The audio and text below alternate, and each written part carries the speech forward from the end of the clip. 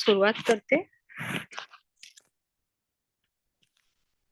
एकच.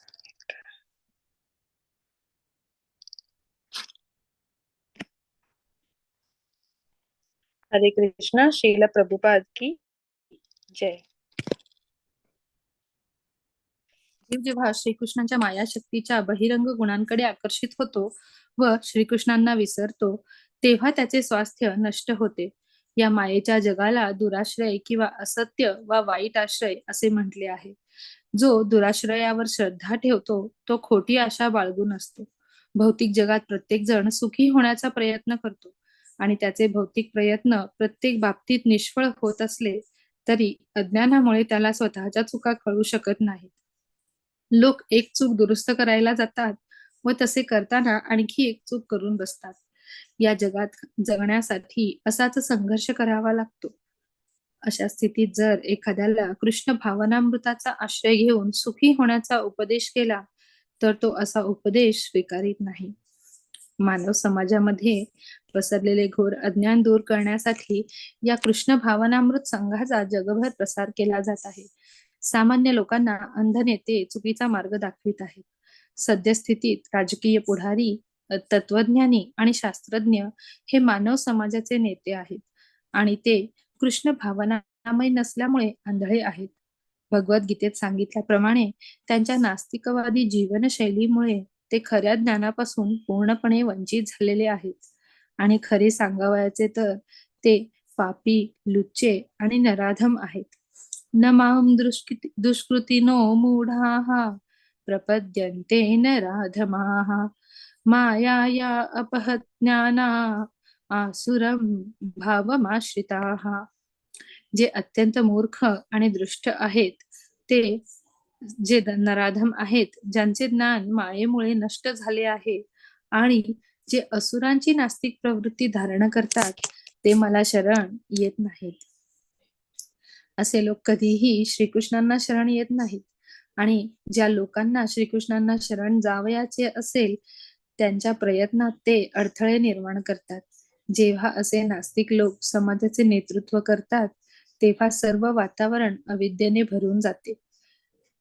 कावेळीचा रोगी खडीसाखरेची गोडी चाखू शकत नाही. त्याचप्रमाणे अशा परिस्थितीत लोक कृष्ण भावनामृत आंदोलनाचे स्वागत करण्यात उत्साह दाखवित नाहीत.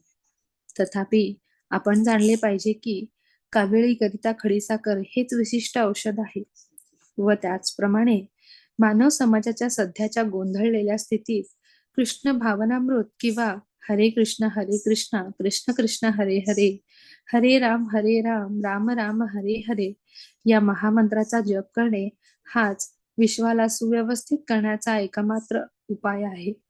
अज्ञानरूपी रोगाने ग्रस्त झालेल्या मनुष्याला कृष्ण भावनेत गोडी वाटली नाही तरी श्रीलरूप गोस्वामी असा उपदेश करतात की जर कोणाला या भौतिक रोगातून मुक्त होण्याची इच्छा असेल तर त्याने मोठ्या आस्थेने आणि एकाग्रतेने या कृष्ण भावनामृताचा आश्रय घेतला पाहिजे.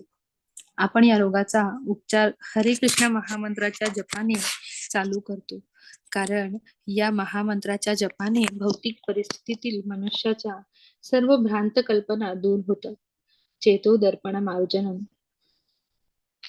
अविद्या किंवा मनुष्याच्या आध्यात्मिक स्वरूपाविषयीची भ्रांत धारणा हृदयात मिथ्या अहंकाराला जन्म देते.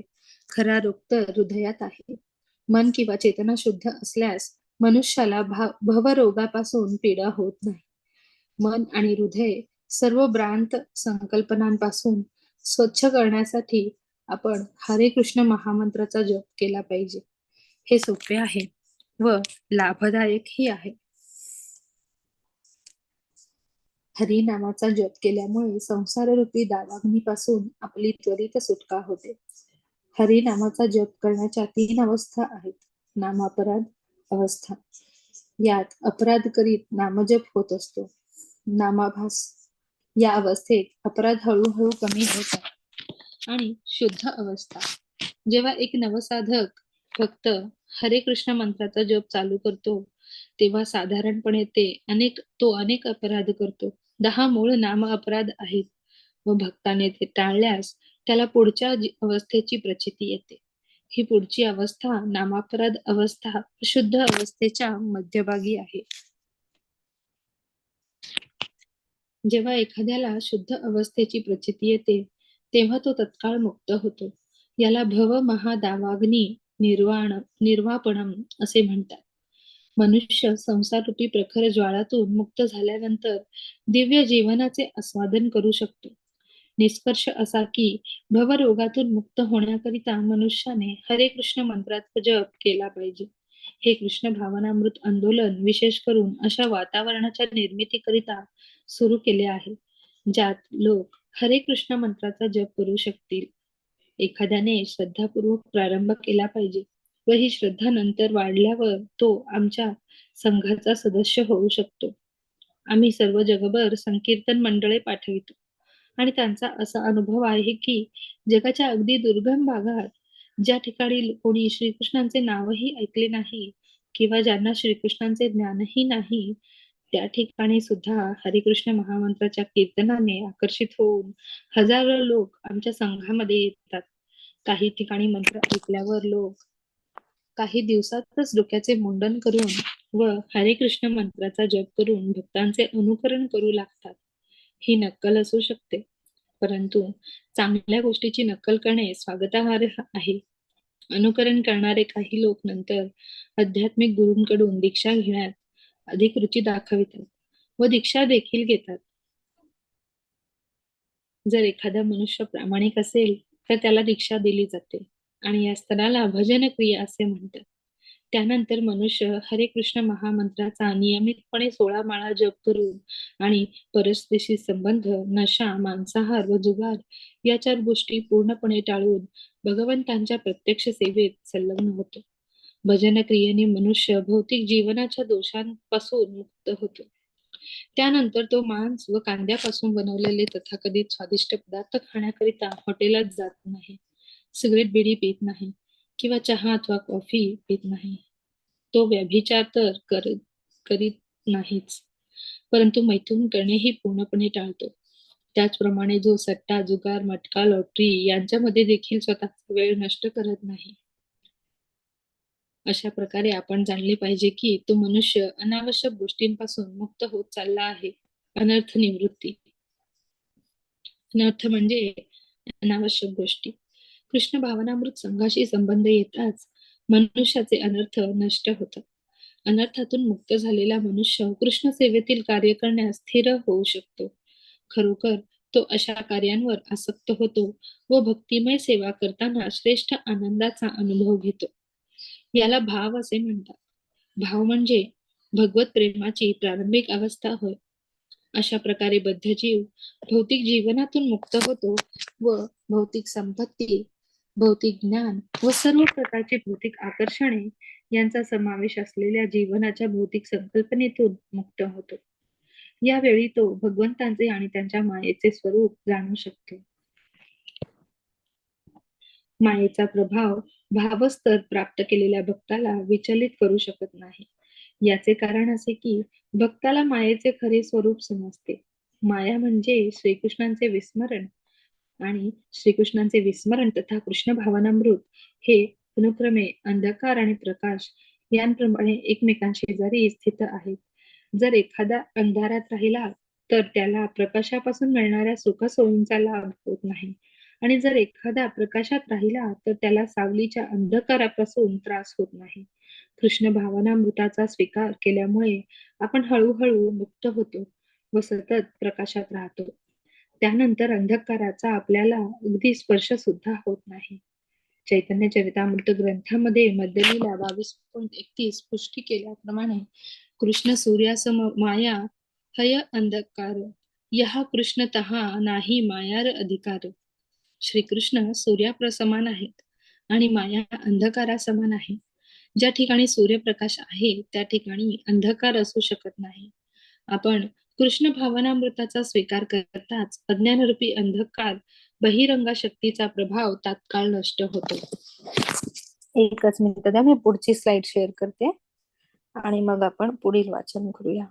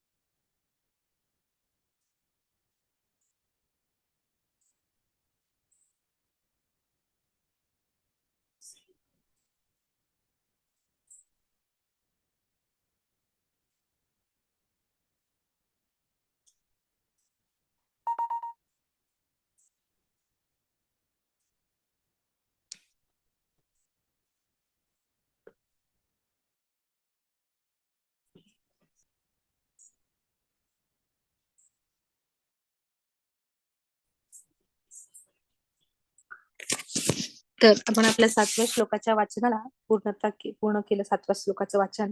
अथवा आपण सुरुवात करूया आपल्या 8व्या श्लोकाच्या वाचनाला. तत्नामरूपचरित आदी सुकीर्तनानु सुकीर्तनानु स्मृत्योः क्रमेण रसना मनसि नियोज्य तिष्ठानव्रजे तदनुरागी जना जनानुगामी कालम नयेत अखिलम इति उपदेशसारम. तत् भगवान श्रीकृष्णांचे नाम, पवित्र नाम, रूप, स्वरूप, चरित आदी, चरित्र, लीला इत्यादी सुकीर्तन, चर्चा किंवा उत्तम रीतीने कीर्तन करून अनुस्मृत्य हो आणि स्मरण, क्रमेण हळूहळू, रसना जीभ, मनसी आणि मन, नियोच नियुक्त करून, तिष्ठन निवास करून, व्रजे व्रजभूमीत, तत भगवान श्रीकृष्णांवर अनुरागी आसक्त जन लोक, अनुगामी अनुगमन करणारा, कालम काळ, नयेत उपयोग करावा, अखिलम संपूर्ण, इति या प्रकारे उपदेशाचे सारम सार. भाषांतर. सर्व उपदेशांचे सार हे आहे की मनुष्याने आपला सर्व वेळ, दिवसाचे 24ही तास भगवंतांचे दिव्य नाम, दिव्य रूप, गुण आणि नित्य लीला यांचे सुंदर रीतीने कीर्तन व स्मरण करण्यासाठी उपयोगात आणावे. आणि असे करताना आपल्या जिभेला व मनाला क्रमाक्रमाने कार्यरत ठेवावे. अशा प्रकारे ज्याने व्रज किंवा गोलोक वृंदावनात निवास करावा आणि भक्तांच्या मार्गदर्शनाखाली श्रीकृष्णांची सेवा करावी, त्याने भगवंतांच्या प्रिय भक्तांच्या चरणचिन्हांचे अनुगमन करावे, कारण ते भगवंतांच्या भक्तिमय सेवेत सर्वतोभावे रममाण झालेले असतात. तात्पर्य: मन आपले शत्रू किंवा मित्र होऊ शकत असल्यामुळे आपण मनाला प्रशिक्षित करून त्याला मित्र केले पाहिजे. मनाला सतत कृष्ण सेवेत ठेवण्याकरिता प्रशिक्षण देणे व या उद्दिष्टाच्या पूर्तीसाठी कृष्ण भावनामृत आंदोलनाची स्थापना करण्यात आली आहे. मनामध्ये केवळ याच जीवनाचे नव्हे तर अनेक पूर्वजन्मांचेही हजारो संस्कार साठून राहिलेले असतात. हे संस्कार कधी कधी एकमेकांच्या संपर्कात येतात आणि त्यामुळे परस्पर विरोधी चित्रे निर्माण होतात. म्हणून बद्ध जीवनाकरिता मनाचे व्यवहार घातक ठरू शकतात. मनोविज्ञानाच्या विद्यार्थ्यांना मनाची विविध परिवर्तने माहीत आहेत. भगवद्गीतेत 8व्या अध्यायामधील 6व्या श्लोकात म्हटले आहे की यम यम वापि स्मरन् भावम त्यज्यतं ते कलेवरम तम तमेवैति कौन्तेय सदा तद्भाव भवितः. हे कौन्तेय, मनुष्य आपल्या देहाचा त्याग करीत असताना ज्या ज्या भावाचे स्मरण करतो त्या त्या भावाची तो निसंदेह प्राप्ती करतो. मृत्यू समयी जीवात्म्याची बुद्धी आणि मन पुढच्या जन्माकरिता विशिष्ट शरीराच्या सूक्ष्म रूपाची निर्मिती करते. जर मनाने अचानक एखाद्या प्रतिकूल गोष्टीचा विचार केला तर जीवात्म्याला त्या विचारानुसार पुढील जन्म घ्यावा लागतो. या उलट जर एखाद्याने मृत्यू समयी श्रीकृष्णांचे चिंतन केले तर तो गोलोक वृंदावन नामक वैकुंठात जाऊन निवास करू शकतो. ही देहांतराची प्रक्रिया अतिशय सूक्ष्म आहे. म्हणून श्रील रूप गोस्वामी भक्तांना असा आदेश देतात की त्यांनी आपल्या मनाला अशा प्रकारे प्रशिक्षित करावे जेणेकरून ते श्रीकृष्णांव्यतिरिक्त इतर कोणाचेही स्मरण करणार नाहीत. त्याच प्रकारे जिभेला केवळ कृष्ण कथा बोलण्याकरिता व कृष्ण प्रसाद चाखण्याकरिता प्रशिक्षित केले पाहिजे. श्रील रूप गोस्वामी आणखी एक उपदेश देतात व तो म्हणजे तिष्ठन व्रजे. आपण वृंदावनात किंवा व्रजभूमीतील कोणत्याही भागात निवास केला पाहिजे. व्रजभूमी किंवा वृंदावनाचे क्षेत्रफळ 84 कोस आहे असे मानले जाते. 1 कोस म्हणजे 2 चौरस मैल. जेव्हा आपण वृंदावनात निवास करतो तेव्हा आपण तिथल्या एका प्रगत भक्ताचा आश्रय घेतला पाहिजे. अशा प्रकारे आपण सतत श्रीकृष्ण व त्यांच्या लीला यांचे स्मरण केले पाहिजे. याचे अधिक स्पष्टीकरण श्रील रूप गोस्वामींनी भक्ती रसामृत सिंधू मध्ये 1.2.294 केलेले आहे. कृष्णम स्मरण जनम चास्य प्रेष्ठम निजसमीहितम तत्तत् कथारत कथारतश्च सौ कुर्याद्वसं व्रजे सदा.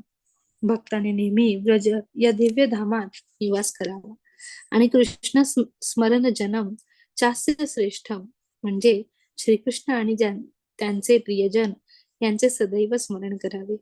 अशा प्रियजनांच्या चरणचिन्हांचे अनुगमन करून व त्यांच्या नित्य मार्गदर्शनाखाली राहून मनुष्याने पूर्ण पुरुषोत्तम भगवंतांच्या सेवेची उत्कट इच्छा उत्पन्न होते. पुन्हा श्रील गोस्वामी भक्ती रसामृत सिंधू 1.2.295 ग्रंथामध्ये म्हणतात की सेवा साधक रूपेण सिद्ध रूपेण चात्रही तद्भाव लिप्सुना कार्या व्रजलोकानुसारतः. अलौकिक व्रज किंवा व्रजधामात एखाद्याने भगवान श्रीकृष्णांची सेवा भगवंतांच्या पार्षदांच्या भावने प्रमाणे आपली भावना ठेवून केली पाहिजे व त्याने स्वतःला श्रीकृष्णांच्या एका विशिष्ट पार्षदाच्या प्रत्यक्ष मार्गदर्शनाखाली ठेवून त्याच्या पावलावर पाऊल ठेवून चालले पाहिजे. हा विधी साधना अवस्था, बद्धावस्थेतील केलेली भक्ती व साध्य भगवत साक्षात्कार अवस्था, जेव्हा मनुष्य सिद्ध पुरुष म्हणून ओळखला जातो, या दोन्ही अवस्थांमध्ये आचरणात आणला जातो. हरे कृष्ण. तर आपण इथे थांबूया आणि उर्वरित वाचन आपण उद्या सकाळी 10 वाजता करूया. ही प्रार्थना म्हणते आणि मग आपण थांबूया. वांछा कल्पतरुभ्यश्च कृपा सिंधू एव च पतितानां पावनेभ्यो वैष्णवेभ्यो